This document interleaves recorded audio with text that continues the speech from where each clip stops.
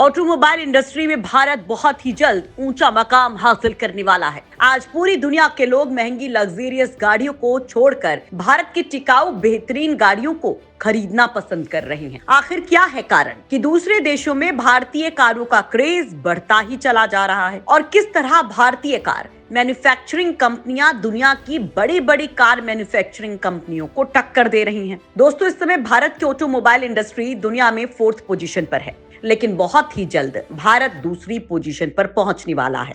उसका सबसे बड़ा कारण है भारत में बनने वाली कॉम्पैक्ट कार, यानी कि छोटे साइज वाली किफायती मगर टिकाऊ गाड़ियां, जिनमें फ्यूल भी कम लगता है और जो थोड़ी सस्ती भी होती हैं। और भारतीय मार्केट में इस तरह की गाड़ियों की डिमांड सबसे ज्यादा है। लेकिन अब अमेरिका, यूरोप और अफ्रीका के लोग भी बड़ी बड़ी महंगी और लग्जरियस गाड़ियों को छोड़कर कॉम्पैक्ट कार की तरफ रुख कर रहे हैं। और आपको जानकर यकीन नहीं होगा कि आने वाले कुछ सालों में निसान कंपनी जापान में भारत की मारुति कार को लॉन्च करने वाली है। सोचिए कितना अच्छा होगा वो वक्त जब हमारे और जापान जैसे देशों की सड़कों पर मारुति, टाटा और महिंद्रा की गाड़ियां दौड़ती नजर आएंगी। दोस्तों, अब आप जरूर सोच रहे होंगे कि आखिर दुनिया के बड़े बड़े देश भारत की कार को क्यों अपनाना चाहते हैं, जबकि उनके पास पहले से ही BMW, मर्सिडीज जैसे बड़े नाम हैं। तो इसके लिए हमें भारत की ऑटोमोबाइल इंडस्ट्री को अच्छी तरह से समझना होगा।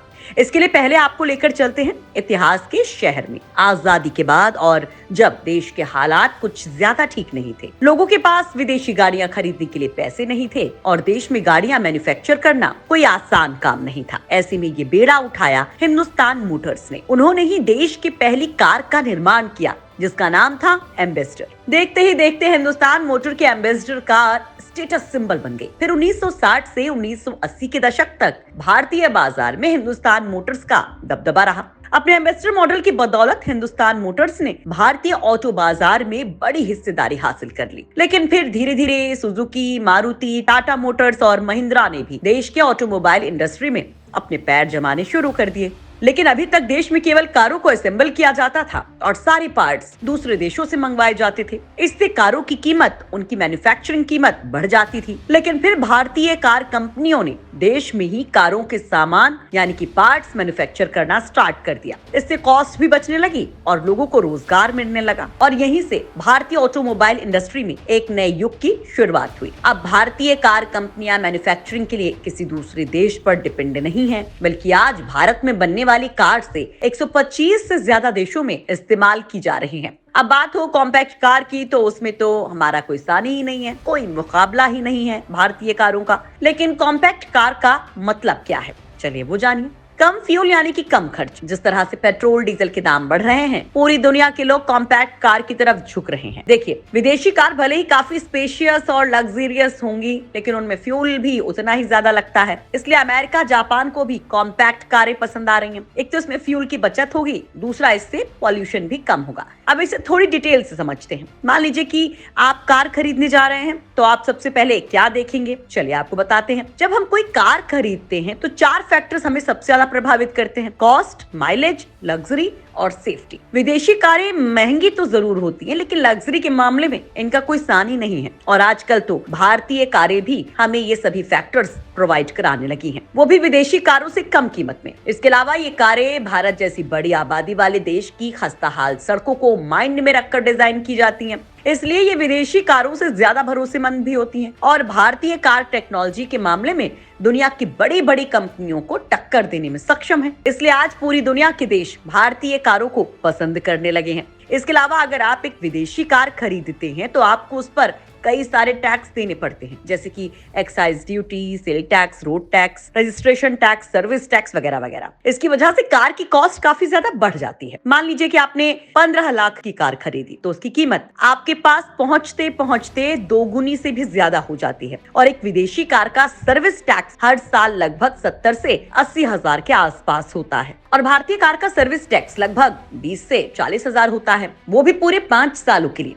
ये भी एक रीजन है कि भारतीय कारें दुनिया भर में लोगों की पहली पसंद बनती जा रही हैं। लेकिन आप ये नहीं सोच रहे कि ये कम कॉस्ट के चक्कर में कहीं इन कारों में रखी भारतीय कारों में घटिया मटेरियल इस्तेमाल हो रहा होगा। तो ऐसा बिल्कुल नहीं है दोस्तों, ये गलतफहमी अपने दिमाग से निकाल दीजिए। भारतीय कार कंपनियां अपनी कारों में बेस्ट क्वालिटी के स्टील का इस्तेमाल कर रही हैं, क्योंकि भारतीय सड़कों पर एक्सीडेंट बहुत ज्यादा होते हैं। ऐसे में कारों को कम नुकसान हो, इसके लिए उनका मजबूत होना बेहद जरूरी है। वहीं कई विदेशी कंपनियां अपनी कारों में सस्ते मटेरियल का इस्तेमाल करती हैं, जिसकी वजह से हल्की सी टक्कर से भी ये कारें चकनाचूर हो जाती हैं। इसके अलावा कार मैन्युफैक्चर में जिन फैक्टर्स पर सबसे ज्यादा ध्यान दिया जाता है वो है एंटी लॉक ब्रेकिंग सिस्टम यानी कि ABS। जब अचानक ब्रेक लगाने पर कार अपना बैलेंस ना खोए, उसके लिए यह सिस्टम होता है। दूसरा फैक्टर है इलेक्ट्रॉनिक ब्रेक फोर्स डिस्ट्रीब्यूशन यानी कि EBD। तो ये अचानक ब्रेक लगाने पर आगे वाले पीछे वाले पहियों पर आने वाले लोड को प्रॉपर लोड डिस्ट्रीब्यूट करता है, जिससे गाड़ी फिसलती नहीं है। थर्ड फैक्टर है electronic stability control ESC। Sensor की मदद से कार के बिहेवियर को मॉनिटर किया जाता है और उससे बेटर ड्राइविंग का एक्सपीरियंस मिलता है। अगला फैक्टर है स्पीड वार्निंग। अधिकांश एक्सीडेंट तेज स्पीड की वजह से होते हैं और इस सिस्टम स्पीड मॉनिटर करने में काफी मदद करता है। अगला फैक्टर है tyre pressure monitoring system TPMS। ये एक रियल टाइम सिस्टम है जो कि टायर के एयर प्रेशर को चेक करता है। कुछ समय पहले तक ये सभी फीचर्स केवल विदेशी कारों में पाए जाते थे, जिसके लिए हम भारी कीमत चुकाते थे, लेकिन अब ये सारे फीचर्स भारतीय कारों में काफी कम कीमत पर प्रोवाइड हो रहे हैं। तो इन कारों के कस्टमर तो ज्यादा होंगे ही, विदेशों के भी कस्टमर इसी चक्कर में बढ़ रहे हैं भारतीय कारों के। अब एग्जांपल देख लीजिए कि महिंद्रा SUV और मर्सिडीज के ज्यादातर फीचर सेम होते हैं, लेकिन महिंद्रा की कार हमें 27 लाख में मिलती है। मर्सिडीज के लिए हमें 2 से 2.5 करोड़ रुपए चुकाने पड़ते हैं, यानी कि वही फीचर्स के लिए हमें 2 गुने से 4 गुने 8 गुने तक के दाम चुकाने पड़ते हैं। इसके साथ ही भारतीय ऑटोमोबाइल कंपनियों के विकास में सरकार ने भी काफी मदद की है, जिसमें सबसे पहला है इंपोर्ट ड्यूटी। भारत में विदेशी कारों की इंपोर्ट ड्यूटी इतनी ज्यादा है कि भारत में विदेशी कारों को इंपोर्ट करने पर उसकी कीमत 2 गुनी से भी ज्यादा हो जाती है। दूसरा नियम है कि देश में 15 साल से पुरानी गाड़ियों को स्क्रैप कर दिया जाता है। और तीसरा नियम है प्रोडक्शन लिंक्ड इंसेंटिव स्कीम। इसके अनुसार जिस कार मैन्युफैक्चरिंग कंपनी की प्रोडक्शन और क्वालिटी सबसे अच्छी होगी, उसे हर महीने 18% का इंसेंटिव दिया जाएगा।